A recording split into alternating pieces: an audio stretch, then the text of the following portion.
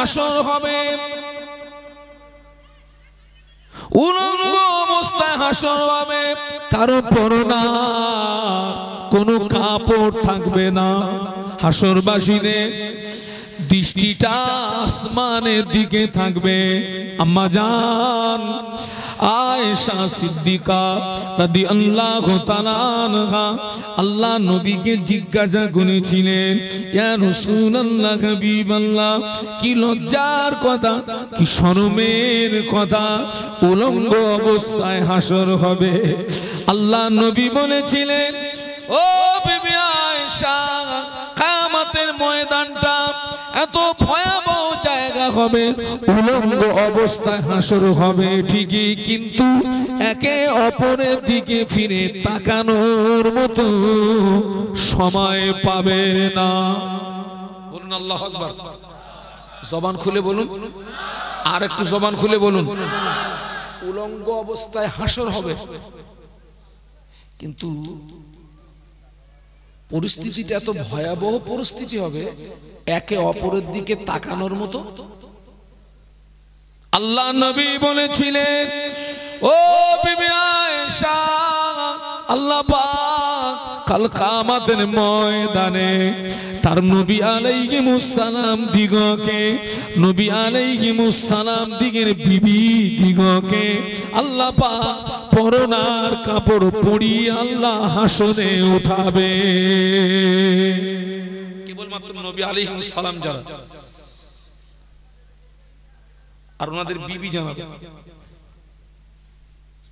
কেবলমাত্র আল্লাহ পাক তানাদেরকে পরনার কাপড় পরিয়ে আল্লাহ হাসরের ময়দানে উঠাবেন। বাদ বাকি সব উলঙ্গ অবস্থা, কারোর পরনার কোনো কাপড় থাকবে না।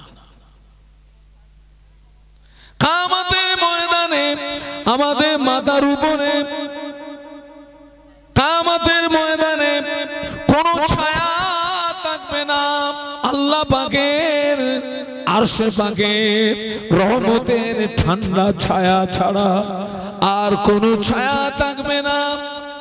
আল্লাহ পাক কিয়ামতের ময়দানে তার 7 দল বান্দা বান্দি দিগকে আরশের রহমতের ঠান্ডা ছায়া দান করবে। বলুন সুবহানাল্লাহ। কিয়ামতের ময়দানে আল্লাহর পক্ষ থেকে একটি আওয়াজ আসবে, আমতাজুল ইয়াউমা আইয়ুহাল মুজরিমুন, আমতাজুল ইয়াউমা আইয়ুহাল মুজরিমুন। আল্লাহ পাক বলবেন, আয় আমার গুনাহগার বান্দা বান্দীরা, আমার নেককার বান্দা বান্দীদের থেকে তোরা আলাদা হয়ে যা। বাবা, কিয়ামতের ময়দানে দুটো দল হবে। কটা দল হবে? দুটো। একটা হচ্ছে নেককারের দল, দ্বিতীয়টি গুনাহগারের দল। আপনার আমার কোন দলে ঠাঁই হবে এখন কি বলা যাবে বাবা? ইমানদার হিসাবে এতটুকু আশা রাখতে পারি যে আল্লাহ পাক কিয়ামতের ময়দানে আমাদের নেককারদের দলে আল্লাহ আমাদের ঠাঁই দেবেন, এটা আমাদের আত্মবিশ্বাস। কিন্তু নিশ্চিতভাবে এটা বলা যাবে না। কিয়ামতের ময়দানে আমাদের মাথার উপরে যে সূর্য, এই সূর্যের 12টি মুখ হবে, আরো 11টা বেশি হবে। সূর্যের তাপে জমিনটা পুড়ে লাল তামা হয়ে যাবে। হাসরবাসীর মাথার ঘিনু টকবক টকবক করে ফুটতে থাকবে, কারো নাক দিয়ে, কারো কান দিয়ে, কারো চোখ দিয়ে মাথার ঘিনুগুলো বজবজ বজবজ করে বেরোতে থাকবে। কিয়ামতের ময়দানে হাসরবাসীদের জিভটা বেরিয়ে নাভি স্থল পর্যন্ত চলে আসবে। হাসরবাসীদের জিভটা বেরিয়ে কুকুরের মতো নাভি স্থল পর্যন্ত চলে আসবে। তামাম হাসর জুড়ে একটি আওয়াজ শুনতে পাওয়া যাবে, পানি পানি পানি পানি। কিয়ামতের ময়দানে আল্লাহ পাক আমল নামাটা উড়িয়ে দেবেন। ওই আমল নামা কানুন সামনের দিক দিয়ে ডান হাতে যাবে, ওই আমল নামা কানুন পিছনের দিক দিয়ে বাম হাতে যাবে। যার আমল নামাটা পিছনের দিক দিয়ে বাম হাতে যাবে আখিরাতটা অন্ধকার হয়ে যাবে। যার আমল নামাটা সামনের দিক দিয়ে ডান হাতে যাবে ওর আখিরাতটা আলোকিত হয়ে যাবে। সুবহানাল্লাহ বলবেন না? জোরে বলতে পারলেন না? আমাদের আমল নামা কোন হাতে আসবে আপনি কনফার্ম ভাবে বলতে পারবেন যে আমল নামা ডান হাতে পেয়ে যাব হুজুর? কিয়ামতের ময়দানে আল্লাহ পাক ইনসাফের পাল্লা খাড়া করবেন, পাপ নেকি কে ওজন করবেন। যার নেকির পাল্লাটা ভারী হয়ে যাবে ঠিকানাটা জান্নাত হয়ে যাবে, যার গুনার পাল্লাটা ভারী হয়ে যাবে ঠিকানাটা জাহান্নাম হয়ে যাবে। ও ছেলেরা, ও মায়েরা, ও বোনেরা, আপনার নেকির পাল্লাটা ভারী হবে, গুনার পাল্লাটা ভারী হবে। ওটা আপনিও জানেন না, আমিও জানি না। কোন পাল্লাটা ভারী হবে, নেকির পাল্লা না গুনার পাল্লা? কিয়ামতের ময়দানে আল্লাহ পাক পুলসুরাতকে খাড়া করবেন। পুলসুরাতটা হলো 1500 বছরের রাস্তা। কত বছর রাস্তা? 1500 বছর রাস্তা। ওই পুলসুরাতকে জাহান্নামের উপরে টেনে আনা হবে। পুলসুরাতে কারোর যদি কদম স্লিপি হয়ে যায় জাহান্নামায় পড়ে যাবে। কত শত বছর রাস্তা বলেছি?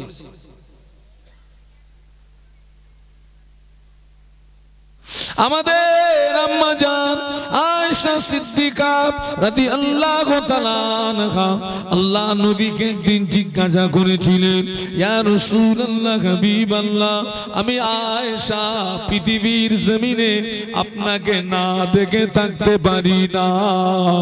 কিয়ামতের ময়দানে আমি আয়েশার কথা কি আপনার খেয়াল থাকবে?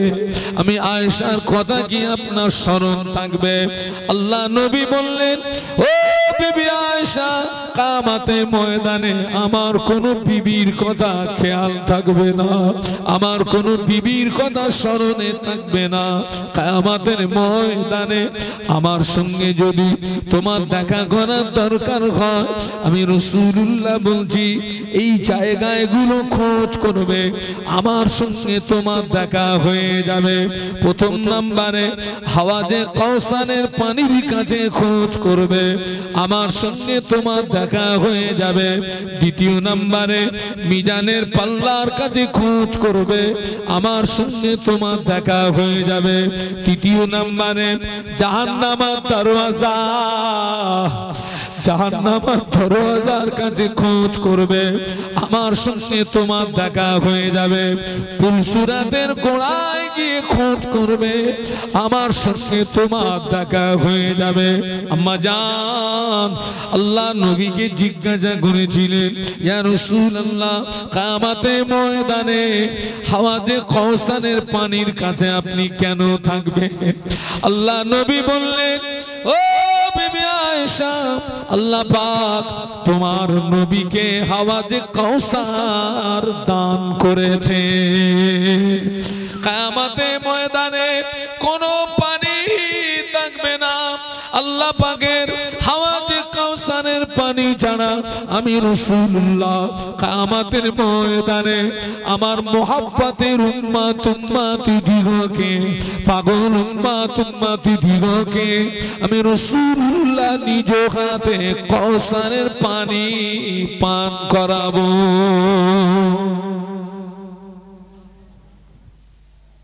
বাবা, নবীর হাতের পানিটা পেতে গেলে আমাদের কিছু করণীয় আছে না নেই? সে কাম তো আমাদের নেই, পানিটা পাবো তো?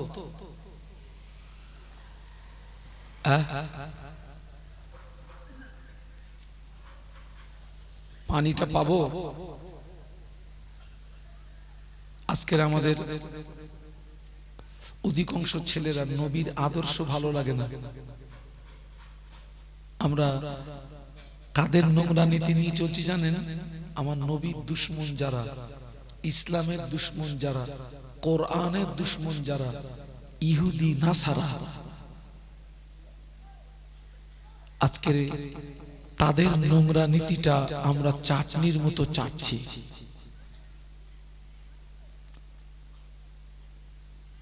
এই ইহুদি নাসারা এরাই সর্বপ্রথম চক্রান্ত করে মদিনার জমিন থেকে আমাদের নবীকে, আমার নবীর ইন্তেকালের পরে যখন দাফন করা হলো, ওরাই চক্রান্ত করে আমাদের নবীকে মদিনার জমিন থেকে তুলে এনে তাম পৃথিবীর মুসলমানদেরকে ধোঁকা দেওয়ার চেষ্টা করছিল। কারা?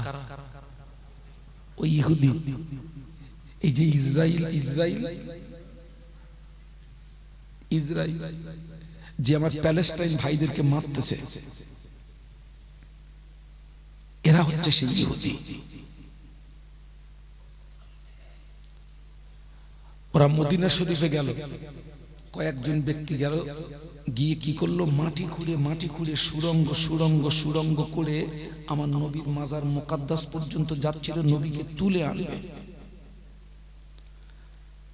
আমার নবীকে হেফাজত করবে কে? একটু জবান খুলে বলুন। আল্লাহ রাসূল সাল্লাল্লাহু আলাইহি ওয়াসাল্লাম তৎকালীন জমানার বাগদাদের বাদশাহ নুরউদ্দিন, আল্লাহ রাসূল বাগদাদের বাদশাহ নুরউদ্দিনকে স্বপ্নের ভিতরে সব জানিয়ে দিলেন। বাবা বাদশাহ নুরউদ্দিন, আমাকে কয়েকজন ব্যক্তি বড় কষ্ট দিচ্ছে বাবা, তুমি এদেরকে পাকড়াও করো, এদেরকে ধরো, এদেরকে দৃষ্টান্তমূলক শাস্তি দাও। বাদশাহ নুরউদ্দিন খুব টেনশনে পড়ে গেল। আমার নবী তো এখন কবরে, কে আমার নবীকে কষ্ট দিচ্ছে? অনেক কষ্ট করার পরে সেই দুশমনদেরকে বাদশাহ নুরউদ্দিন পাকড়াও করলেন, করে তাদেরকে মদিনার মসজিদে নববীর পাশে একটা স্টেজ তৈরি করে তাদেরকে পুড়িয়ে ছাই করে দিয়ে তাম পৃথিবীর মুসলমানদেরকে জানিয়ে দিলেন ইহুদি নাসারারা আমাদের কত বড় দুশমন।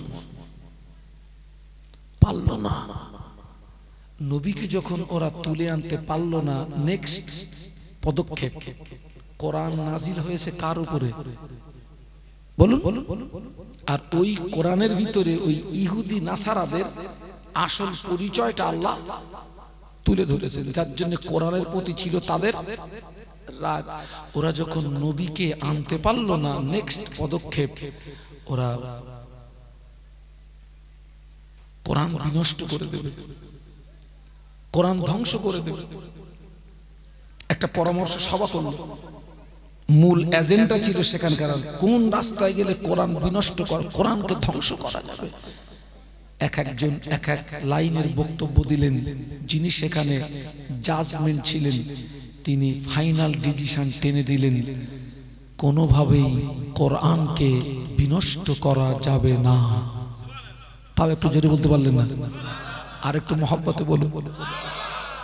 তাম পৃথিবীর জমিনে যত কোরআন শরীফ, ওই কোরআন শরীফ গুলোকে নিয়ে আজকে রাতে আটলান্টিক মহাসাগরে যদি ডুবিয়ে দেওয়া হয়, তাম পৃথিবীর জমিনে যত কোরআন শরীফ, ওই কোরআন শরীফ গুলোকে নিয়ে আজকে রাতে পুড়িয়ে যদি ছাই করে দেওয়া হয়, আল্লাহর নামে শপথ করে বলছি, আগামীকাল পূর্ব দিক দিয়ে সূর্য ওঠার আগে আবার নতুন কোরআন জন্ম নেবে। কেন না আমার আল্লাহ তাম পৃথিবীর জমিনে তার লক্ষ লক্ষ বান্দা বান্দীদের সিনার ভিতরে আমার আল্লাহ কোরআন হেফাজত রেখেছে। একটা 9 থেকে 10 বছরের হাফেজে কোরআনকে এখানে দাঁড় করিয়ে দেবেন। একটা 9 থেকে 10 বছরের মেয়ে হাফেজা হাফেজা হাফেজা এখানে দাঁড় করিয়ে দেবেন। 6 থেকে 8 ঘন্টা সময় দেবেন। ওই ছেলেটা কিংবা ওই মেয়েটা এক জায়গায় দাঁড়িয়ে দাঁড়িয়ে সূরা ফাতিহা থেকে মিনাল জিন্নাতি ওয়ান নাস এক জায়গায় দাঁড়িয়ে দাঁড়িয়ে দাঁড়িয়ে দাঁড়িয়ে আল্লাহর তিরিশ পারা কোরআন তেলাওয়াত করে দেবে।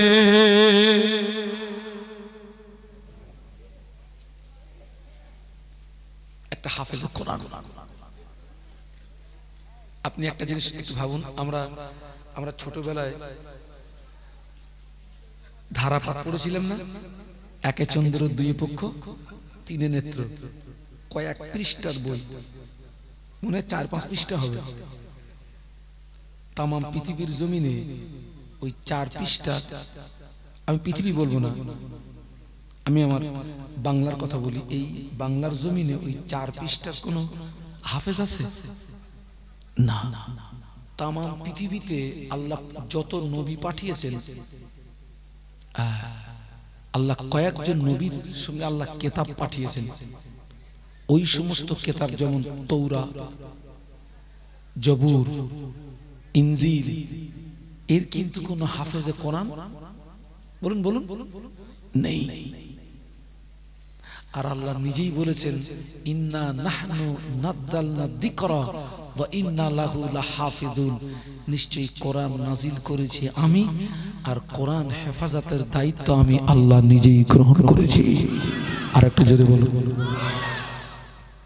আজকের দেখো বাবা ছেলেরা, সেই যারাই আমার নবীকে তুলে আনার চেষ্টা করলো, যারা কোরআনকে বিনষ্ট করার চেষ্টা করলো, আজকে তাদের নোংরা নীতি আমাদের ভিতরে। কিন্তু আল্লাহ রাসূল কিয়ামতের ময়দানে তার মুহাব্বতের উম্মতি দিগকে নিজ হাতে কি করবেন?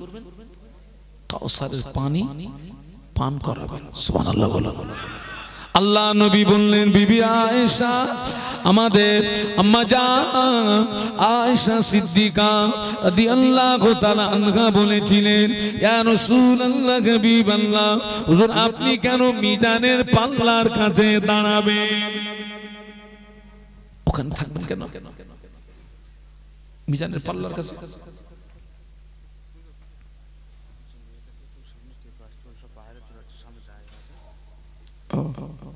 মায়েরা আপনারা একটু সামনের দিকে আগিয়ে আসুন। আমি যেটা রিপোর্ট পাচ্ছি, অনেক মায়েরা জায়গা না পেয়ে তারা চলে যাচ্ছেন। তো আপনারা একটু সামনের দিকে আগিয়ে আসুন। একজন যদি আরেকজনকে একটু বসার জায়গা করে দেন, তাতে আপনি সওয়াব পাবেন।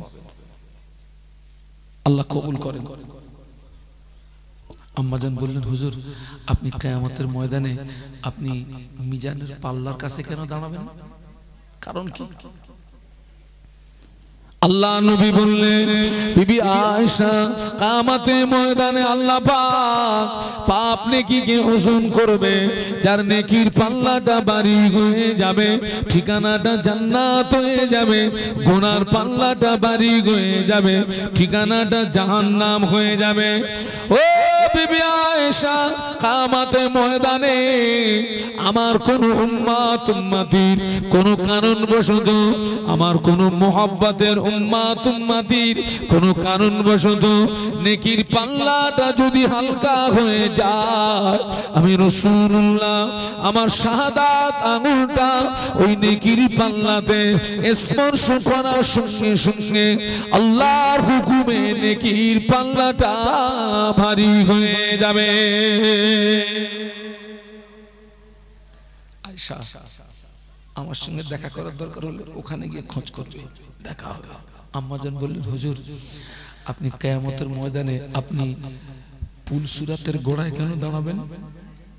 আল্লাহ নবী বললেন, ও বিবি আয়েশা, পুলসিরাতটা হলো 1500 বছরের রাস্তা। চুলের চেয়ে সরু, তলোয়ারের চেয়ে ধার। আমার উম্মতিরা বড় দুর্বল, আমার উম্মতিরা বড় দুর্বল। আমি রাসূলুল্লাহ ওই পুলসিরাতের গোড়ায় দাঁড়িয়ে দাঁড়িয়ে আমি রাসূলুল্লাহ দোয়া করতে থাকবো, আমি কাঁদতে থাকবো, রোনাজারি করতে থাকবো। আর আমার মুহাব্বতের উম্মতিরা বিদ্যুতের গতিতে পুলসুরাতটা পেরিয়ে সোজা আল্লাহ পাকের দয়ার জান্নাতে চলে যাবে।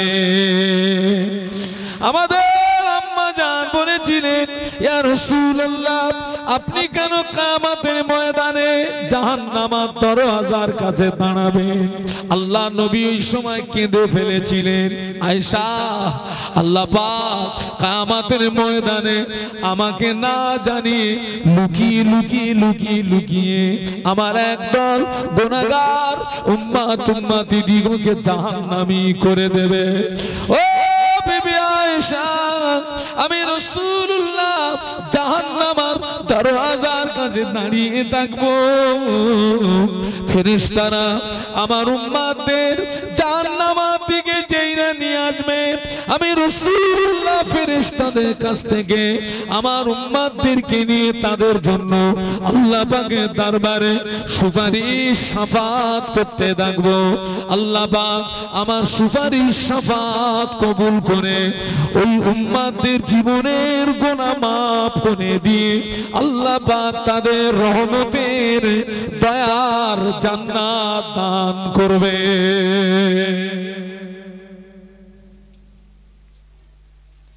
প্রত্যেকটা জায়গা কিন্তু ভয়ের জায়গা।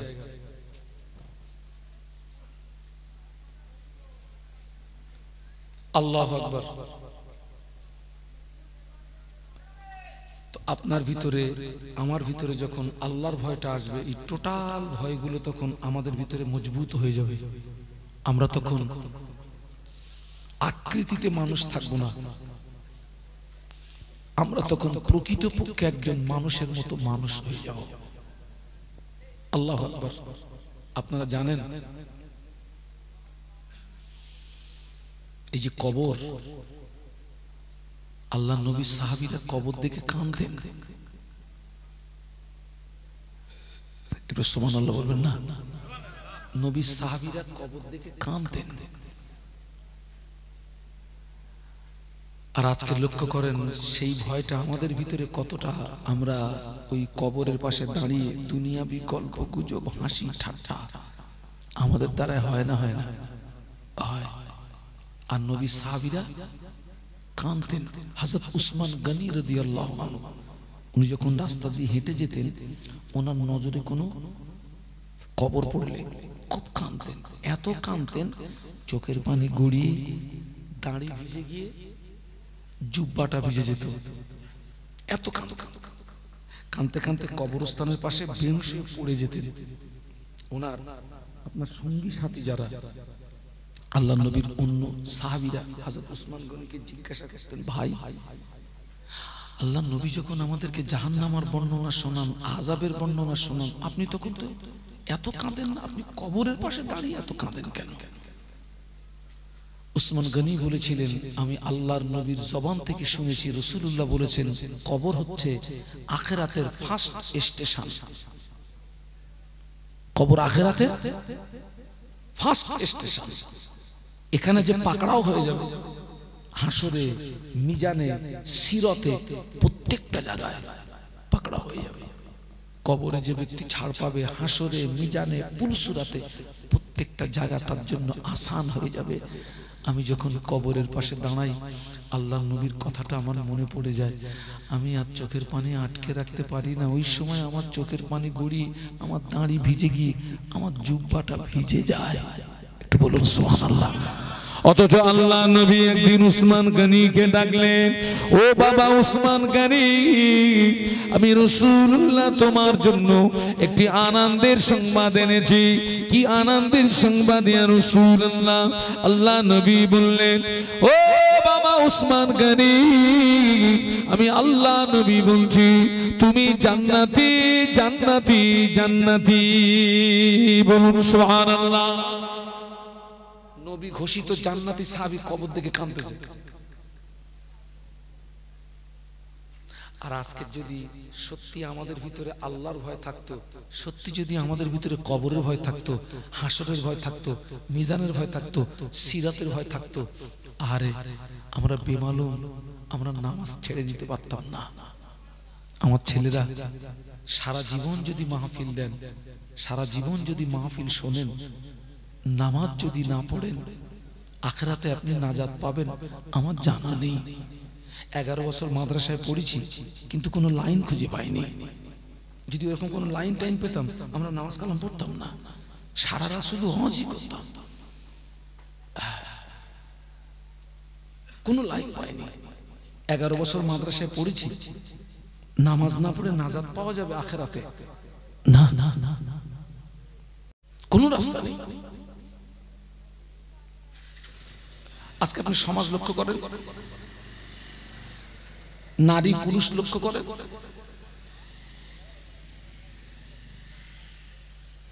নবী পাকের ওপর সাহাবী মুসলিম জানের দ্বিতীয় খলিফা ওমর রাদিয়াল্লাহু আনহু, যে ওমর সম্পর্কে আল্লাহ নবী বলেছিলেন আনা খাতামুন নবিয়িন লা নবী বাদি।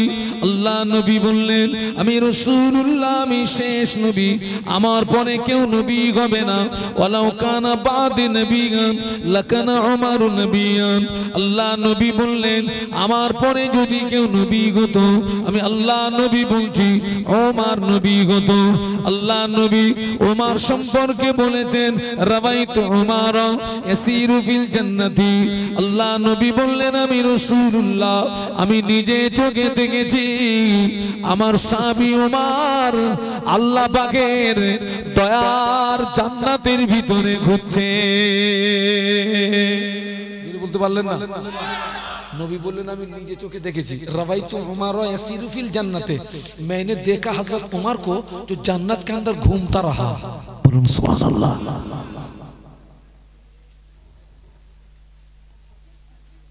ओ আমার ভাইরা, ওমর রাদিয়াল্লাহু আনহু আল্লাহর ভয়ে, কবরের ভয়ে, আখিরাতের ভয়ে এত রোনাজারি করতেন, এত কাঁদতেন।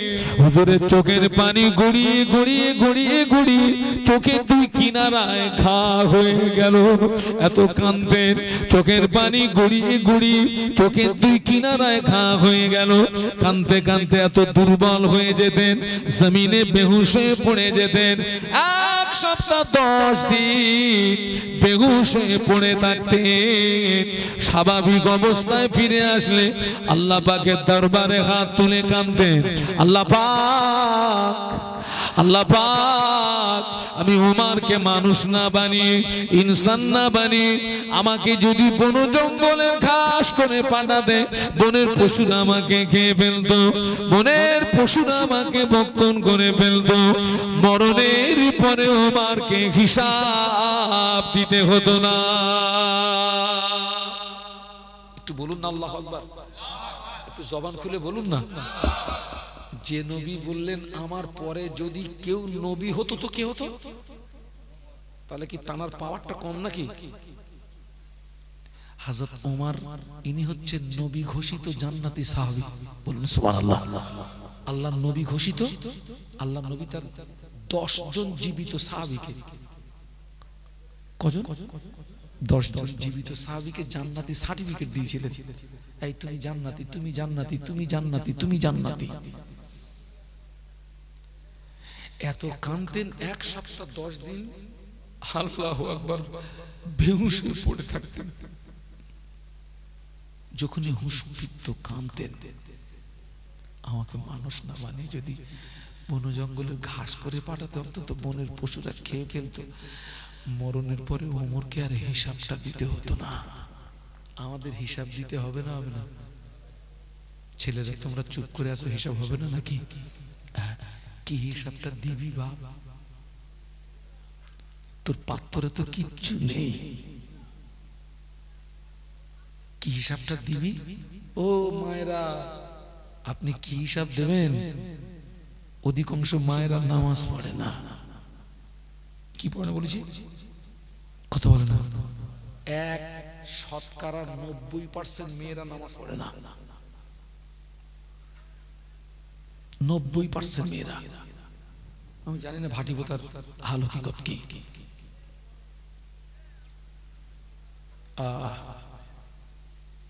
ভয় দেখেন, কতটা ভয় দেখেন। হযরত ওমর হচ্ছেন মুসলিম জাহানের দ্বিতীয় খলিফা। উনি খলিফার গদিতে থাকাকালীন সারা রাত ঘুমাতেন না, মদিনার অলিতে গলিতে অলিতে গলিতে হেঁটে হেঁটে হেঁটে হেঁটে রাত পার করে দিতেন। বলুন সুবহানাল্লাহ। আচ্ছা বাবা, হেঁটে হেঁটে কি দেখতেন? কার কতটা মারা যায় নাকি কি দেখতেন সারা রাত? কে কি অবস্থায় আছে, কার খাওয়া হচ্ছে কার হচ্ছে না, সুবিধা অসুবিধা। আমি ওমর এখন মদিনার খলিফা, আমি এখন মদিনার রাষ্ট্রপতি। হুজুর একদিন মদিনার মসজিদে নববীর মেম্বরে দাঁড়িয়ে খুব কাঁদছিলেন, খুব কাঁদছিলেন। আপনাদের মসজিদের ইমাম সাহেব যেখানে দাঁড়িয়ে খুতবা দেয় ওই জায়গাটার নাম মেম্বর। মদিনার মসজিদের মেম্বরে দাঁড়িয়ে কাঁদছিলেন। উনি যখন মসজিদ থেকে বেরিয়ে আসলেন, অন্য সাহাবীরা জিজ্ঞাসা করলেন, হুজুর আপনি আজকে মদিনার মসজিদে নববীর মেম্বর, আপনি এত কাঁদছিলেন কেন? কি হয়েছে? ওমর রাদিয়াল্লাহু আনহু বলেছিলেন, ও নবী পাকের সাহাবীরা, আমি মদিনার খলিফা, আমি মদিনার খলিফা, আমি মদিনার জনগণের রাখাল।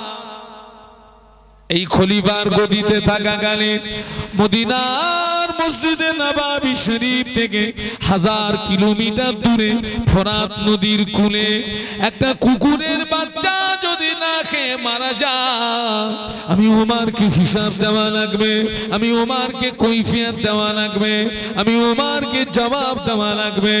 ওই ভয়ে ওই চিন্তা আমার চোখের পানি গড়িয়ে যায়। জোরে বলতে পারলেন না? মুহাব্বতে বলতে পারলেন না? তাকবীর দেন তো, নারায়ে তাকবীর। জোরে বলুন নারায়ে তাকবীর। আমি এখন মদিনার জনগণের রাখাল, আমার দায়িত্ব আছে। এই খলিফার গদিতে থাকাকালীন মদিনার মসজিদে নববী শরীফ থেকে 1000 কিলোমিটার দূরে ফোরাত নদীর উপকূলে একটা কুকুরের বাচ্চা যদি না খেয়ে মরে যায়, আমাকে হিসাব দিতে হবে। ওই ভয়ে কাঁদতেছি।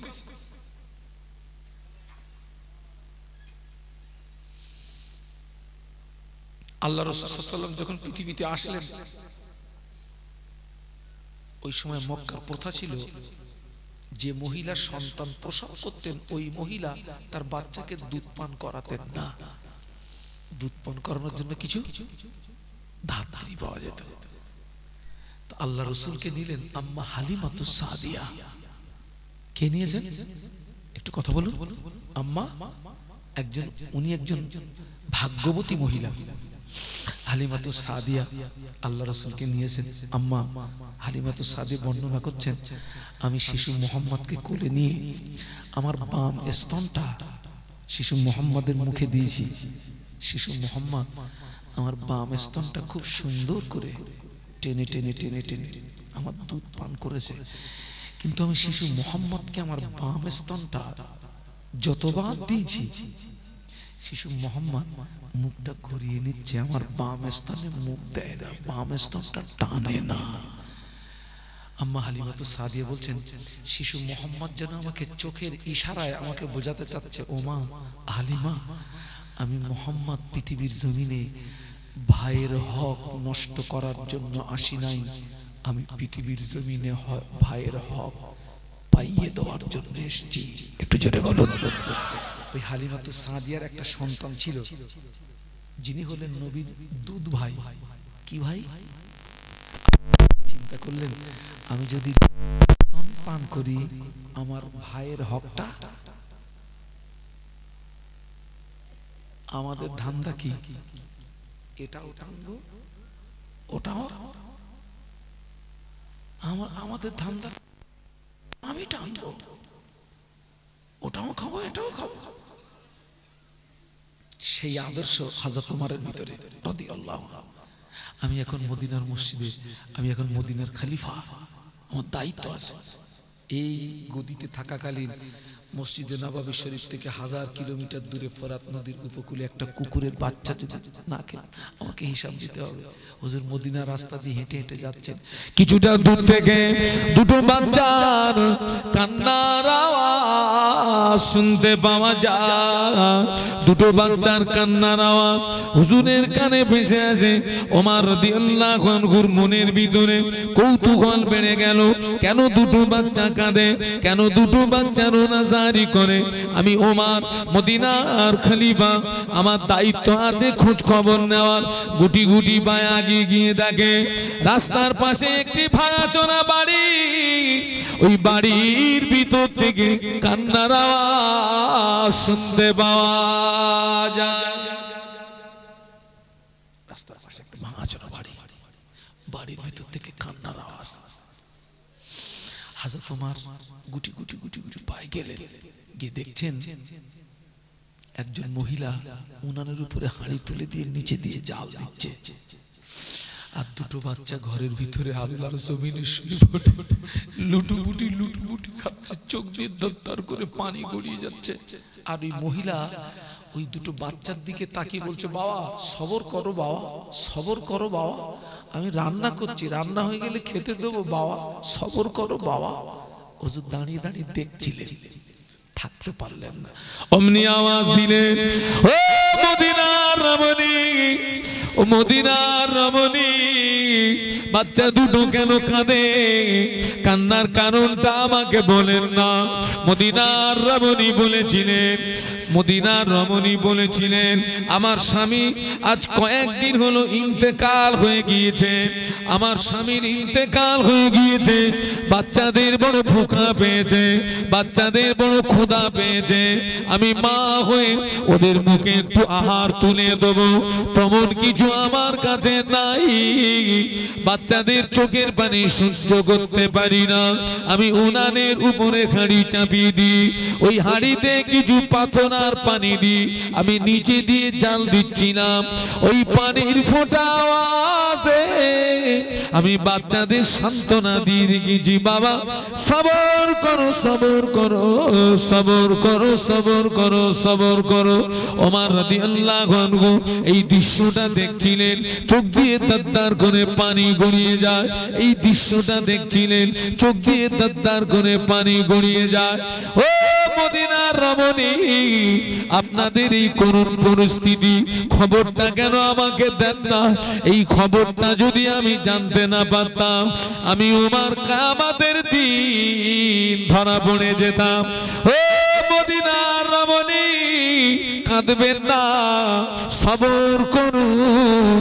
হযরত ওমর রাতারাতি রাজ দরবারে চলে গিয়ে এক বস্তা আটা নিজের পিঠে করে তুলে নিয়ে রাতারাতি গরিব দুঃখীদের বাড়ি পৌঁছে দিয়েছিলেন।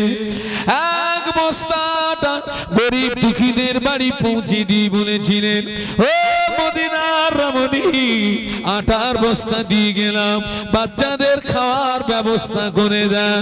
ও মদিনার রমণী, আটা যদি ফুরিয়ে যায় আমার রাজ দরবারে আবার সংবাদ দেবেন, আমার রাজ দরবারে আবার সংবাদ দেবেন, আমি ওমর আবার যথারীতি আটার বস্তা পিঠে করে আপনার বাড়ি পৌঁছে দিয়ে যাও। বলতে পারলেন না?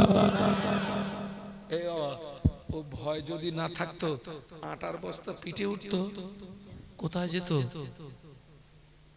গুদমজাত। গুদমজাত বোঝো?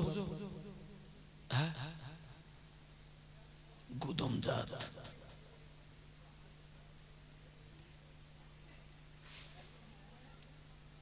আজকের আমার সমাজে অনেক মানুষ দায়িত্বে আছে, সব মানুষকে খারাপ বলবো না, তবে দেখছি কিছু কিছু মানুষ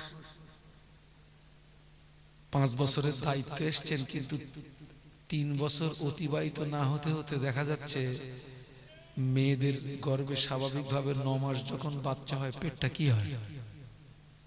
কথা বলে না, উঁচু হয়। 5 বছরের ভিতরে সবে 3 বছর পার করেছেন, 9 মাসের মেয়েদের চেয়ে ওনার পেট উঁচু। কতটা খেয়েছিস? হ্যাঁ, তোর পেটে বাচ্চা।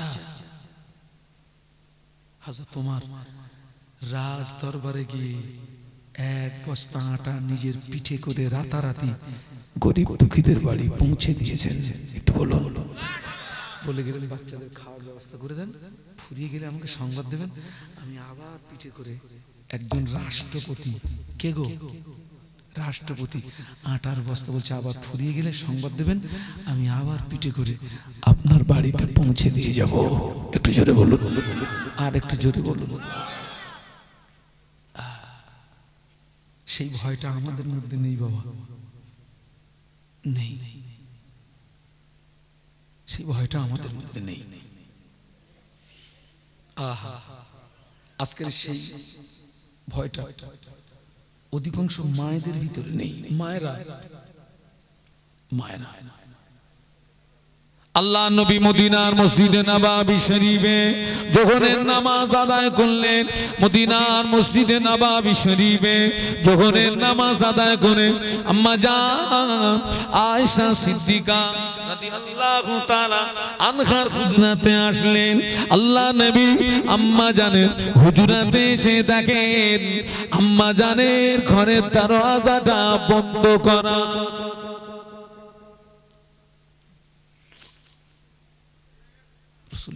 থেকে আম্মাজান আয়েশার ঘর দরজা বন্ধ, জোহরের নামাজ পড়ে এসেছে। আল্লাহ নবী দরজার বাইরে দাঁড়িয়ে একবার সালাম দিলেন, ভিতর থেকে সালামের উত্তর আসে না। আল্লাহ নবী দ্বিতীয়বার সালাম দিলেন, ভিতর থেকে সালামের জবাব আসে না। আল্লাহ নবী তৃতীয়বার সালাম দিলেন, ভিতর থেকে সালামের জবাব আসে না। আল্লাহ নবী মনে করলেন এটা বিপদের আশঙ্কা, কেন আয়েশা আমার সালামের জবাব দিল না। আল্লাহ নবী তা ঘরের ভিতরে প্রবেশ করলেন, ঘরের ভিতরে প্রবেশ করে দেখে আম্মা জান আয়েশা সিদ্দিকা রাদিয়াল্লাহু তাআলা আনহা ঘরের একটা কোণে নামাজের পাটিতে সিজদায় পড়ে কচি বাচ্চার মতো নাজারি করে, কচি বাচ্চার মতো কান্নাকাটি করে। আল্লাহ নবী চুপটি মেরে দাঁড়িয়ে রইলেন। আল্লাহ নবী কোনো আওয়াজ দেন না, আল্লাহ নবী কোনো কথা বলেন না। আম্মা জান কেঁদেই চলেছেন। কিছু সময় পরে আম্মা জান সিজদা থেকে মাথা তুললেন। আল্লাহ নবী বললেন, ও বিবি আয়েশা সিদ্দিকা রাদিয়াল্লাহু তাআলা আনহা, এই দুপুরের সময় ঘরের দরজা বন্ধ করে তুমি কাঁদছো কেন? কি হয়েছে তোমার? কিসের জন্য তুমি কাঁদো? আম্মা জান আল্লাহ নবীর নূরের বদনের দিকে চেয়ে বলেছিলেন, ইয়া রাসূলুল্লাহ হাবিবাল্লাহ, আমি আয়েশা আপনার জন্য রান্না করছিলাম, আমি আয়েশা আপনার জন্য রান্না করছিলাম। হঠাৎ রান্না করতে করতে উনানের ভিতর থেকে এক টুকরা আগুন আমি আয়েশার হাতির উপরে পড়ে গেল। জ্বালা সহ্য করতে পারি না। ওই সময় জাহান্নামের কথা মনে পড়ে গেল। পৃথিবীর আগুনের চেয়ে জাহান্নামের আগুনের ক্ষমতা আরো 70 গুণে বেশি হবে। পৃথিবীর আগুনের চেয়ে জাহান্নামের আগুনের তাপ আরো 70 গুণে বেশি হবে। পৃথিবীর আগুনের চেয়ে জাহান্নামের আগুনের তাপ আরো 70 গুণে বেশি হবে। ইয়া রাসূলুল্লাহ, আল্লাহ পাক আমাকে কোন কারণবশত যদি জাহান্নামী বানিয়ে দেয়, আমি আয়েশা আমি জাহান্নামের আগুন সহ্য করতে পারবো না। এই কথা মনে করে আমি আয়েশা রান্না বান্না বন্ধ করে ঘরের দরজা জানালা বন্ধ করে নামাজের পাটিতে সিজদায় পড়ে আল্লাহ পাকের জাহান্নামের ভয়ে কাঁদছি। যদি বলতে পারলেন না, মহব্বতে বলতে পারলেন না, তাকবীর দেন, নারায়ে তাকবীর, জোরে বলুন নারায়ে তাকবীর। আল্লাহ নবী বলেছিলেন, বিবি আয়েশা পৃথিবীটা হলো কান্নার জায়গা, পৃথিবীটা হাসির জায়গা নয়। আয়েশা পৃথিবীটা কান্নার জায়গা, পৃথিবীটা হাসির জায়গা নয়। আয়েশা পৃথিবীতে যত রোনাজারি করবে, পৃথিবীতে যত কাঁদবে, তোমার কান্না যদি আল্লাহ পাকের দরবারে কবুল হয়ে যায়, আল্লাহ পাক তোমার দুফোঁটা চোখের পানির ওসিলায় কাল কিয়ামতে ময়দানে আমার আল্লাহ তোমার জন্য কোটি কোটি কোটি কোটি কোটি কোটি বছরের জাহান্নামের আগুনকে আল্লাহ হারাম করে দেবে। আমাদের আয়েশারা তো রান্না বান্না করে, ওদের হাতে একটু আগুনের ছ্যাকট্যাক লাগে না? হ্যাঁ, আল্লাহ এত কিছু দেখাচ্ছে, এখনো মাথা খোলে না। এত কিছু দেখাচ্ছে আল্লাহ। আমার ছেলেরা, জওয়ান যুবকেরা, বাবা আমাদেরকে একটু পরিবর্তন হতে হবে, আমাদেরকে একটু ভালো হতে হবে। জন্মেছি মানে কি হবে বলুন? মৃত্যু হবে বাবা, এটা কিন্তু কনফার্ম। দেখেন, বেঁচে থাকাটা মিথ্যা, মরে যাওয়াটা সত্য। বেঁচে থাকাটা মিথ্যা। আপনি আজকের আছেন, কালকে থাকবেন, এর কোনো গ্যারান্টি নেই। আমি আপনাদেরকে বলছি, আমি আপনাদের ভাই মোহাম্মদ শাহানুর আলম। আমি দেখছি এখানে আমার অনেক ছোট ছোট ভাইরা এসছে, অনেক আমার বড় ভাইরা এসছেন, আমার মুরব্বী বাবাজিরা এসছেন, আমার আম্মারা এসছেন, আমার বোনেরা এসছেন, ফুম্মারা এসছেন, খালাম্মারা এসছেন। প্রত্যেককে বলছি আমাদেরকে একটু পরিবর্তন হতে হবে, আল্লাহকে ভয় করুন, ভালো হতে হবে। আল্লাহ আমাদের সকলকে খাতে মাহফিল খায় নসিব করেন, বলুন আল্লাহুম্মা আমিন। দেখুন, পৃথিবীর কোন শক্তি আপনাকে পরিবর্তন করে দিতে পারবে না যতক্ষণ পর্যন্ত আপনি নিজে পরিবর্তনের মন তৈরি না করেন। এ বাবা ছেলেরা আমাকে একটা চিলিচ্ছি দেবে তো বাবা, চিলিচ্ছি, যতক্ষণ পর্যন্ত আজকের এই মাহফিলটাকে জীবনের শেষ মাহফিল মনে করেন, এটা জীবনের শেষ সাক্ষাৎ মনে করেন। আগামীকালটা জীবিত অবস্থায় সকাল হবে এর কোনো গ্যারান্টি নেই বাবা। এখন মানুষ সব টকটক করে মরে যাচ্ছে। আরে যারা রোগগ্রস্ত মানুষ তারা টিকে আছে, সুস্থ সবল মানুষ, বাস্তব বলছি না বাস্তব বলছি, রোগাক্রান্ত সেই মানুষটা, সুস্থ মানুষগুলো টকটক করে মরে যাচ্ছে। জীবনের কোনো দাম নেই। আল্লাহু আকবার। আমাদের গাড়িগুলো যখন রাস্তায় চলে 100-120 স্পিডে গাড়ি চলে, সময় শর্ট হয়ে গেছে, তখন ড্রাইভারকে বলি বাবা টেনে দে, একটু টেনে দে। দিল্লি রোড, মুম্বাই রোড,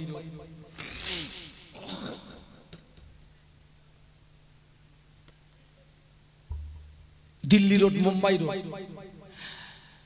গাড়িগুলো যেন মনে হয় ওড়ে। একটা গাড়ি যখন আরেকটা গাড়িকে পাঁচ করে, সাত করে একটা শব্দ হয়, কলিজার পানি শুকলো হয়ে যায়। হ্যাঁ,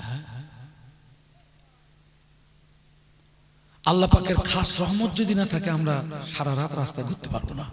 আল্লাহ পাকের কিঞ্চিত রহমত যদি না থাকে, কিঞ্চিত রহমত। আল্লাহু আকবার। তো আজকের আপনারা ভালোবেসে মোহব্বত করে আমার মতো অধমকে দাওয়াত করেছেন, আমি আপনাদেরকে ভালোবেসে বলছি, নারী পুরুষ প্রত্যেককে বলছি, আমাদেরকে একটু পরিবর্তন হতে হবে, একটু ভালো হতে হবে। আল্লাহ পাক আমাদেরকে হেদায়েত নসিব করুন, আল্লাহুম্মা আমিন। বলুন আল্লাহুম্মা আমিন, বলুন আল্লাহুম্মা আমিন। আল্লাহকে ভয় করেন, টোটাল ভয়গুলো আপনার ভিতরে চলে আসবে।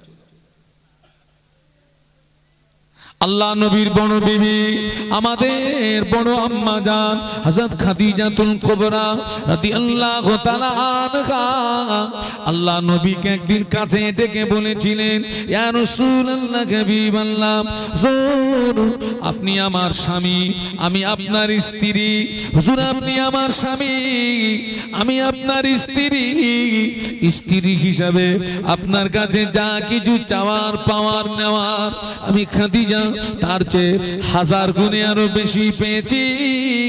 ইয়া রাসূলুল্লাহ, আমি খাদিজা আজকে আপনার কাছে আমার জীবনের দুটি বিদায় দাবি, দুটি আখিরি দাবি রাখবো, আর জীবনে কোনোদিন কোনো দাবি রাখবো না।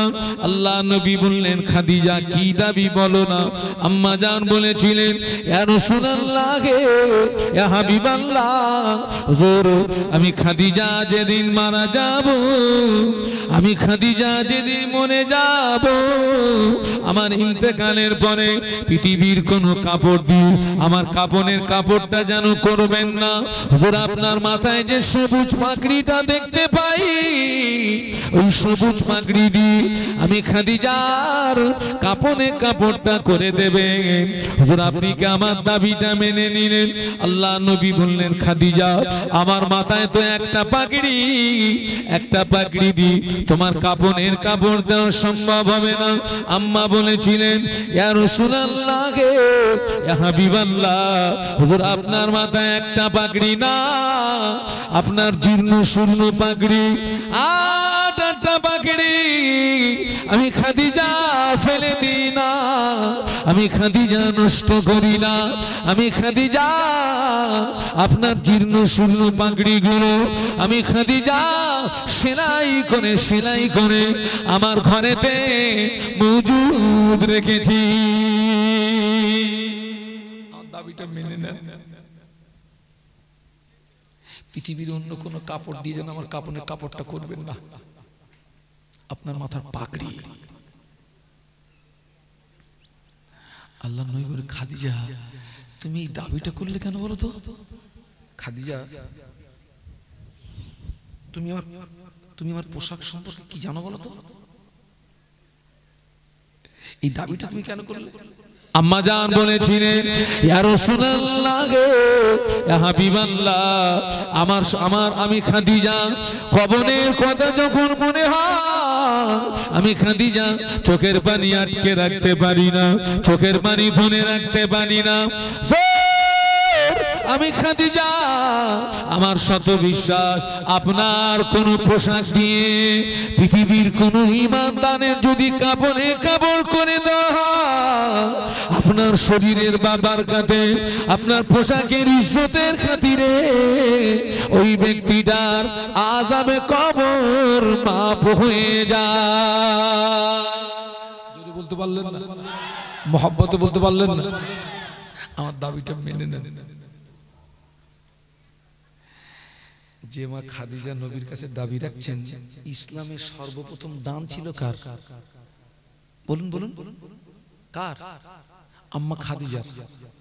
আল্লাহ পাক আম্মা খাদিজাকে অনেক প্রপার্টির মালিক করেছিলেন, আর আম্মা খাদিজা টোটাল প্রপার্টি আল্লাহ নবীর কদমে দ্বীন ইসলামকে প্রতিষ্ঠিত করার জন্য দান করে দিয়েছিলেন।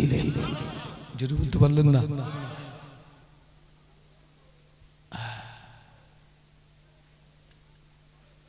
এখানে কোন হাজী সাহেব আছে বাবা মাহফিলে? নেই? যাক, আপনাদের আব্বা আম্মার দোয়া, আল্লাহ আমাকে দুবার নিয়ে গেছেন, হজ পাকে নিয়ে গেছেন, আর এখান থেকে কম মাস আগে আল্লাহ আমাকে একটু উমরায় নিয়ে গেছিলেন। আজও আম্মাজান খাদিজার কবরের পাশে দাঁড়িয়ে সালাম দিলাম। এই তো এখান থেকে মনে হয় মাস 3 আগে আমার যেন মনে হচ্ছিল আম্মাজান খাদিজার কবরে আসমান থেকে 24 ঘন্টা আল্লাহ পাকের রহমত নাজিল হচ্ছে। আমার যেন মনে হচ্ছিল আম্মাজান খাদিজার কবরের ভিতর থেকে জান্নাতি খুশবু বার হচ্ছে। আরো যদি বলুন, টোটাল সম্পত্তি নবীর কদমে। আল্লাহ নবী গারে হেরাতে, কোথায় কোথায়? গারে হেরা একটি পাহাড়, যেখানে সর্বপ্রথম কোরআন শরীফ নাজিল হয়েছিল। ইকরা বিসমি রাব্বিকাল্লাযী খালাক। এটি একটি পাহাড়, এই পাহাড়ের উচ্চতা হচ্ছে 2500 ফিট। কথা বলেছি? একদম আঙুলের মতো সোজা। ওই 2500 ফিট পাহাড়ের চূড়ায় সংকীর্ণ একটা গুহা। আল্লাহ নবী ওই গুহার ভিতরে আল্লাহ পাকের ধ্যানে মশগুল ছিলেন, আর ওখানেই সর্বপ্রথম কোরআন নাজিল হয়েছিল। আমি খুব কষ্ট করে ওই পাহাড়ে উঠলাম। সম্ভবত আমার এই পাহাড়ে উঠতে কম বেশি 2-2.5 ঘন্টা সময় লেগে গেল আমার। 2500 ফিট পাহাড়ে, পুরো আঙুলের মতো সোজা। আল্লাহু আকবার। আর আল্লাহ রাসূল যখন মক্কা থেকে মদিনাতে হিজরত করেছিলেন, যে গুহার ভিতরে আত্মগোপন করেছিলেন, ওই পাহাড়টার নাম হচ্ছে জাবালে সুর। কি বলেছি? এই পাহাড়টি হচ্ছে 5000 ফিট উঁচু। আমি ওখানে উঠেছি, ওই গুহার ভিতরে অনেকক্ষণ আমি শুয়েছিলাম। তো আল্লাহ রাসূল গুহার ভিতরে, কোন বেঈমান, কোন বেদিন, কোন কুফারে কুরাইশ খবরটা কেউ জানে না। খবরটা রাখতেন আম্মা খাদিজা। আম্মা খাদিজা। আল্লাহ নবীর কাছে পানি নেই, খরমা নেই, খাদ্য নেই, কিচ্ছু নেই।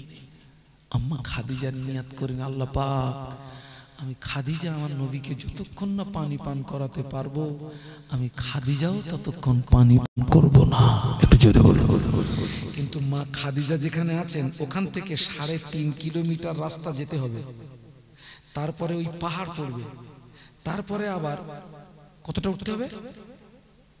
2500 ফিট। তারপরে কাকে পাওয়া যাবে? নবীকে পাওয়া যাবে। এখন তো সুন্দর রাস্তা হয়ে গেছে, তখন তো ছিল পাহাড়, জঙ্গল, অন্ধকার। গভীর রাত, নিশুতি রাত, আমাদের আম্মা জান খাদিজাতুল কুবরা রাদিয়াল্লাহু তাআলা আনহা বেঈমান বেদিনদের আড়াল করে আম্মা জান কিছু পানি নিলেন, কিছু খরমা নিলেন, কিছু খাদ্য নিলেন। আম্মা জান খাদিজাতুল কুবরা রাদিয়াল্লাহু তাআলা আনহা বেঈমান বেদিনদের আড়াল করে লুকিয়ে লুকিয়ে লুকিয়ে লুকিয়ে লুকিয়ে লুকিয়ে পাহাড়ের কিনারায় পৌঁছে গেলেন। বলুন সুবহানাল্লাহ। পাহাড়ের কিনারায় পৌঁছে গিয়ে খাবারের টোপলাটা জমিনে রেখে দিয়ে আল্লাহ পাকের দরবারে দোয়া চান, ও রব্বুল আলামিন আল্লাহ পাক, আমি খাদিজা আমার নবীকে একটু পানি পান করাবো, আমি খাদিজা আমার নবীকে একটু খরমা খাওয়াবো, আমি খাদিজা আমার নবীকে একটু খাদ্য খাওয়াবো। আল্লাহ পাক বিশ্ব নবী পর্যন্ত যাওয়ার তৌফিক আমাকে দিন। আম্মা জান মোনাজাতটা শেষ করে এক হাতে খাওয়ারের পোটলাটা নিয়ে অপর হাতে পাহাড়ের পাথরগুলো ধরে টেনে টেনে টেনে টেনে টেনে টেনে 2500 ফুট পাহাড়ের চূড়ায় পৌঁছে গেলেন। বলুন সুবহানাল্লাহ। আম্মা জান পাহাড়ের চূড়ায় গিয়ে দেখে আল্লাহ নবী গুহার ভিতরে সিজদায় পড়ে কাঁদতেছেন, রাব্বি উম্মতি উম্মতি ইয়া উম্মতি রব্বি উম্মতি উম্মতি ইয়া উম্মতি। আম্মা জান চুপটি মেরে দাঁড়িয়ে রইলেন। আম্মা জান কোনো আওয়াজ দেন না, আম্মা জান কোনো কথা বলেন না। কিছু সময় পরে আল্লাহ নবী সিজদা থেকে মাথা তুললেন, অমনি আম্মা জান সালাম দিলেন। আল্লাহ নবী ভীত সন্ত্রস্ত হয়ে গেল। কে সালাম দিল? কে আমাকে সালাম দিল? আমি রাসূলুল্লাহ, এখানে কেউ তো জানে না। আল্লাহ নবী পিছনের দিকে তাকিয়ে দেখে বিবি খাদিজা দাঁড়িয়ে রয়েছে। ও খাদিজা, আসলে কি করে খাদিজা? আসলে কি করে খাদিজা? কোন বেঈমান, কোন বেদিন, কোন কুফারে কুরাইশ কেউ তোমাকে দেখতে পায়নি তো? না ইয়া রাসূলুল্লাহ, আমি সবাইকে আড়াল করে এসেছি, আপনার জন্য খরমা এনেছি, আপনার জন্য খাদ্য এনেছি, আপনার জন্য পানি এনেছি। হুজুর আপনি খরমাটা খান, হুজুর আপনি পানিটা পান করুন, হুজুর আপনি খরমাটা খান, হুজুর আপনি পানিটা পান করুন। আল্লাহ নবী খরমা খেলেন, আল্লাহ নবী পানি পান করলেন। আম্মা জান বললেন, হুজুর আপনি কি আমার উপরে খুশি? হুজুর আপনি কি আমার উপরে রাজি? আল্লাহ নবী বললেন, ও খাদিজা, খাদিজা খাদিজা খাদিজা আমি নবী শুধু তোমার উপরে খুশি নই, স্বয়ং আল্লাহ পাক তোমার উপরে খুশি হয়ে ফেরেশতা জিবরাইল মারফত আল্লাহ তোমাকে সালাম জানিয়েছে। যদি বলতে পারলে না তাকবীর দেন, নারায়ে তাকবীর। আমি নবী শুধু খুশি না, কে খুশি? আল্লাহ পাক তোমাকে ফেরেশতা জিবরাইল মারফত সালাম জানিয়েছে। খাদিজা সালাম জানিয়েছে।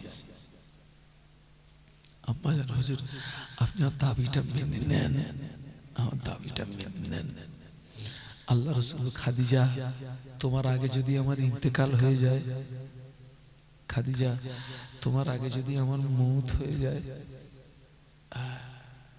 খাদিজা আমার হায়াতে জিন্দেগিতে যদি তোমার ইন্তেকাল হয়ে যায়, আমার আগে যদি তোমার মৌত হয়ে যায়, আমি রাসূলুল্লাহ তোমার জীবনের বিদায়ী দুটি দাবির ভিতরে প্রথম দাবিটা আমি রাসূলুল্লাহ মেনে নিলাম। একটু জোরে বলুন। জোরে বলতে পারলেন না? হুজুর আমার আরেকটা দাবি, শেষ দাবি। কি দাবি খাদিজা?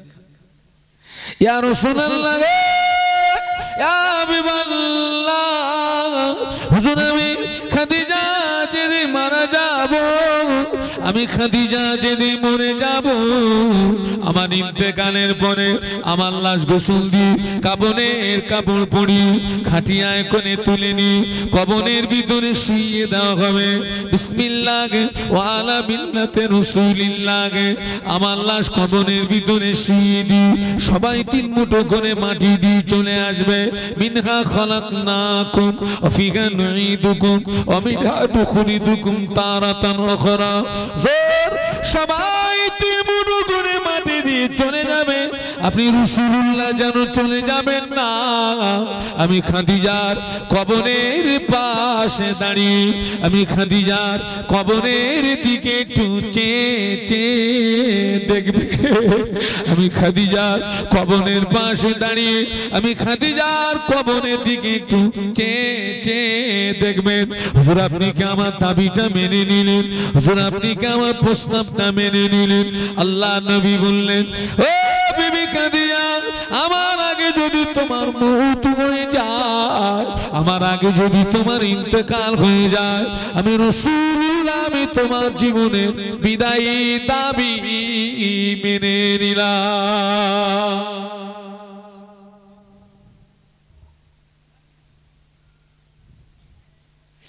আমার নবীর সঙ্গে যখন আম্মা খাদিজার বিয়ে হয়, আমার নবীর বয়স ছিল 25 বছর। কত? আম্মা জান খাদিজার বয়স ছিল 40 বছর। আল্লাহ রাসূল আম্মাকে ঘরে রেখে দিয়ে দ্বীন ইসলাম প্রচারে যেতেন, অনেক দূর দূরান্তে চলে যেতেন। আল্লাহ রাসূল ফিরে এসেছেন, রাত হয়ে গেছে। যত রাত হয়েছে ঘরের দরজায় এসেছেন, একবার খাদিজা বলে ডেকেছেন, অমনি কম্পিউটারের মতো দরজা খুলে গিয়েছে। বলুন সুবহানাল্লাহ। আল্লাহ নবী একদিন জিজ্ঞেস, খাদিজা তুমি কি রাতে ঘুমাও না? খাদিজা তুমি কি রাতে আরাম করো না? খাদিজা আমি যখনই এসেছি, যখনই ডেকেছি তোমাকে পেয়েছি। আম্মা জান বলেছিলেন, ইয়া রাসূলুল্লাহ গে, ইয়া হাবিবাল্লাহ, হুজুর আপনি আমাকে বাড়িতে রেখে দ্বীন ইসলাম প্রচারে আপনি কত দূর দূরান্তে চলে যান, হুজুর আপনার কত কষ্ট হয়। আমি খাদিজা যদি ঘরে ঘুমিয়ে পড়ি, আপনি রাসূলুল্লাহ ঘরের দরওয়াজায় দাঁড়িয়ে যদি খাদিজা খাদিজা খাদিজা বলে ডাকে, আপনার সঙ্গে বেয়াদবি হয়ে যাবে, আপনার সঙ্গে বেয়াদবি হয়ে যাবে, আল্লাহ পাক নারাজ হয়ে যাবে। এই কথা মনে করে আমি খাদিজা আপনি যতক্ষণ না আসেন, আমি খাদিজা ঘরের দরওয়াজাটা লাগিয়ে দিই, ঘরের দরওয়াজার গায়ে টেক লাগিয়ে দাঁড়িয়ে দাঁড়িয়ে দাঁড়িয়ে দাঁড়িয়ে ঘুমাই।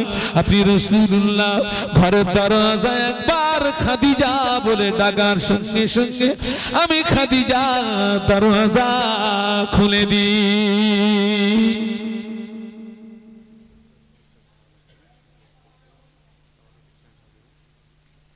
আল্লাহু আকবার। সেই মা খাদিজা নবীর কাছে দাবি রাখলেন, আল্লাহ নবী দাবি মেনে নিলেন। এই দাবি রাখার 2.5 মাস পরে মা খাদিজার ইন্তেকাল হলো। আল্লাহু আকবার, আম্মা খাদিজার ইন্তেকাল হলো। দেখেন, যে মা খাদিজার জীবনে তার জীবনটা নবীর জন্য বিলিয়ে দিয়েছিলেন, সম্পত্তি ধন সম্পত্তি নবীর কদমে ইসলামের জন্য সমর্পণ করে দিয়েছিলেন, যাকে স্বয়ং আল্লাহ জিবরাইল মারফত কি জানিয়েছেন, এরপরেও কবরের ভয়টা ছিল না। আমাদের কি আছে? কিচ্ছু নেই। এই ভয় যদি বান্দা হিসাবে আল্লাহকে করতাম, আমাদের জীবনটা বদলিয়ে যেত। একটু সুবহানাল্লাহ বলেন। অনেক মায়েরা আছেন, তাদের মাথায় কাপড় থাকে না।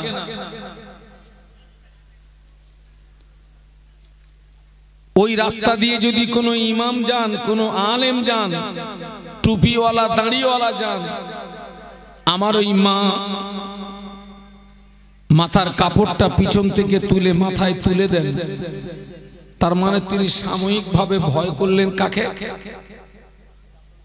মানুষকে ভয় করলেন, ইমামকে ভয় করলেন, হুজুরকে ভয় করলেন, টুপিওয়ালা দাড়িওয়ালাকে ভয় করলেন। কিন্তু ওই ইমাম, ওই টুপিওয়ালা দাড়িওয়ালা, ওই মায়ের দৃষ্টির আড়াল যেই হবে, পুনরায় আবার ওই মায়ের মাথার কাপড়টা কি হবে? পড়ে যাবে। আমি বলবো, মা, এই ভয়টা আপনি আল্লাহকে করুন। আমাদের প্রত্যেকটা কাজ কে দেখেন? আমাদের জীবনের কোনো কাজ আল্লাহর দৃষ্টি থেকে আড়াল করতে পারবো না। আপনি যখন আল্লাহকে ভয় করবেন, আপনি বিনিময়ে কি পাবেন? মানুষকে ভয় করে আপনি কিছুই পাবেন না। আপনি যখন আল্লাহকে ভয় করবেন, আল্লাহ পাক বললেন, ইন্নাল্লাযীনা ইয়াখশাউনা রাব্বাহুম বিল গায়বি লাহুম মাগফিরাতুন ওয়া আজরুন কাবীর। সকলে একটু জবান খুলে বলুন আল্লাহু আকবার। আর একটু জবান খুলে বলুন।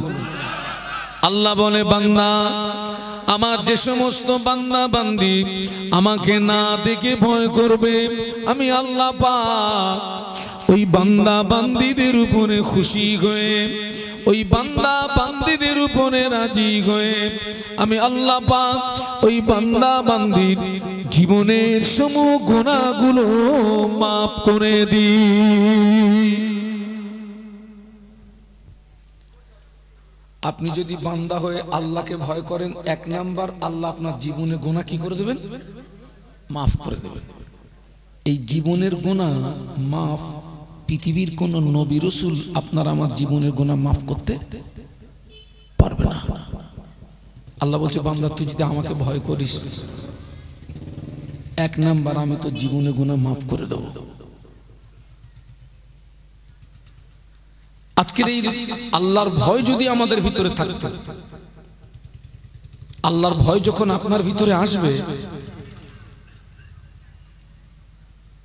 দুনিয়া হচ্ছে 3 নাম্বার জগৎ। কত নাম্বার জগৎ বলেছি? 3 নাম্বার। 1 নাম্বার জগৎ হচ্ছে আলামে আরওয়াহ, রূহের জগৎ। 2 নাম্বার জগৎ হচ্ছে মায়ের পেট। আপনি লক্ষ্য করুন, আমরা কিন্তু রূহের জগৎ থেকে আমরা মায়ের পেটে এসেছিলাম। 3 নাম্বার জগৎ হচ্ছে দুনিয়া। 4র্থ নাম্বার জগৎ হচ্ছে কবর। কবর কিন্তু শেষ জগৎ নয়, মাটির নিচে রয়েছে অসংখ্য জগৎ। বলুন আল্লাহু আকবার। আপনার ভিতরে যখন কবরের ভয়টা আসবে, আল্লাহর ভয় যখন আসবে, অটোমেটিক আপনার ভিতরে কবরের ভয়টা এসে যাবে। আপনার ভিতরে যখন কবরের ভয়টা এসে যাবে, আমাদেরকে কবর থেকে উঠতে হবে। কোথায় উঠতে হবে? ওই যে আমরা কবরে মাটি দিই, 3 মুঠো করে মাটি দিই, মিনহা খালাকনাকুম ওয়া ফিহা নুঈদুকুম ওয়া মিনহা নুখরিজুকুম তারাতান উখরা। কি বললেন আপনি? আপনি কি বলে মাটি দিলেন? এই মাটি থেকে তোমাকে সৃষ্টি করা হয়েছিল, এই মাটিতে তোমাকে রেখে গেলাম, আবার একদিন এই মাটি থেকে তোমাকে। অতএব আল্লাহ আমাদের সকলকে শোনা বলার চেয়ে বেশি আমল করার তৌফিক দিন। বলুন আমিন। উঠে দাঁড়ান, সালাম পড়বো। ইয়া নবী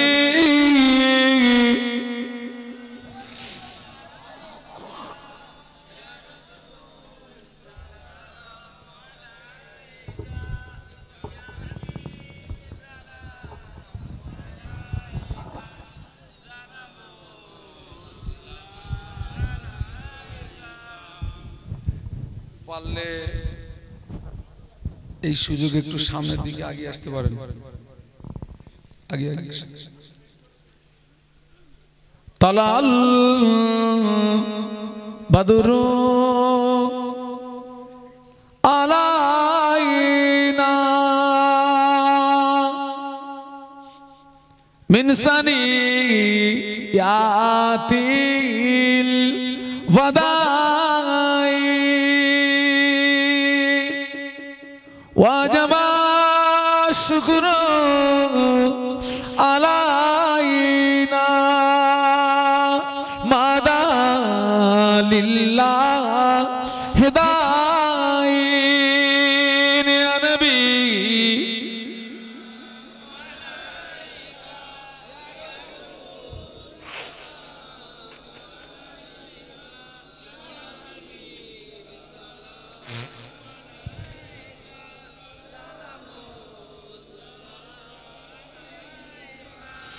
या नबी नामो प्यारा,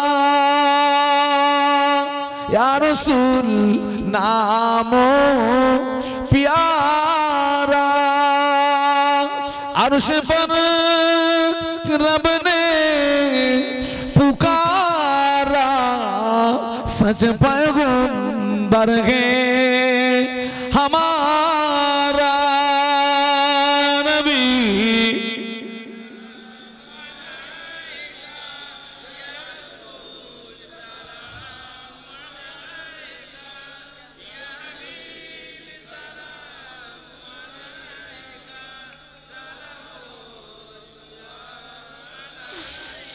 उड़िल अल्लाह ओ बानी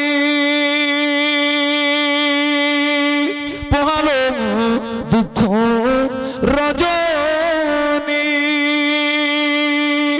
हইলে जगत नुरानी आमेनार नयনের মনি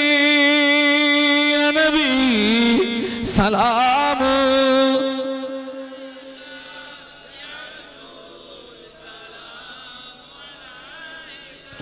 या हबीब सलाम अलैका सलातुल्लाह